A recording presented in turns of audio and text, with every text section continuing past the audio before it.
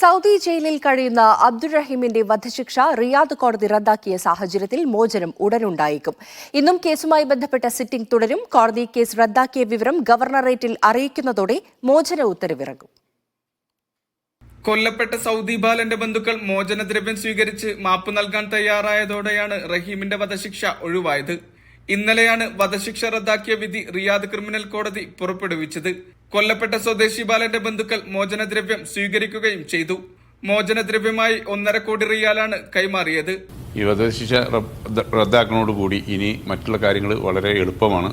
കോടതിയിൽ നിന്ന് ഇനി നാട്ടിലേക്ക് പോവേണ്ട വർക്കുകളാണ് ഇനി അടുത്ത സ്റ്റെപ്പ് എന്നാണ് മനസ്സിലാക്കാൻ കഴിഞ്ഞത്. അപ്പോൾ ഏകദേശം അടുത്ത ദിവസങ്ങളിലായി തന്നെ കാര്യങ്ങളൊക്കെ മുന്നോട്ട് പോകും എന്നാണ് മനസ്സിലാക്കാൻ കഴിഞ്ഞത്. ഇരുവിഭാഗം വക്കീലുമാരും ഇന്നും കോടതിയിൽ ഹാജരാകും. എംബസി ഉദ്യോഗസ്ഥർ, റഹീമിന്റെ കുടുംബത്തിന്റെ power of attorney Siddique Thuvur എന്നിവരും റഹീമിനൊപ്പം കോടതിയിൽ ഹാജരാകും. വധശിക്ഷ റദ്ദാക്കിയ ഉത്തരവ് കോടതി ഇനി ജയിലിലേക്കും ഗവർണറേറ്റിലേക്കും അയക്കും. കൊലപാതക കേസായതിനാൽ പൊതുസുരക്ഷാ നിയമം അനുസരിച്ചുള്ള ശിക്ഷകൾ ഉണ്ടാകാറുണ്ട്. എന്നാൽ 18 വർഷം ജയിലിൽ കഴിഞ്ഞതിനാൽ മറ്റു കടമ്പകളൊന്നുമില്ലാതെ റഹീമിന് ജയിൽ മോചിതനാകാം. ജയിൽ മോചിതനാകുന്ന റഹീമിനെ നേരിട്ട് നാട്ടിലേക്ക് കയറ്റിവിടുകയാണ് ചെയ്യുക. Mishal Cherpulassery, media 1, Riyadh.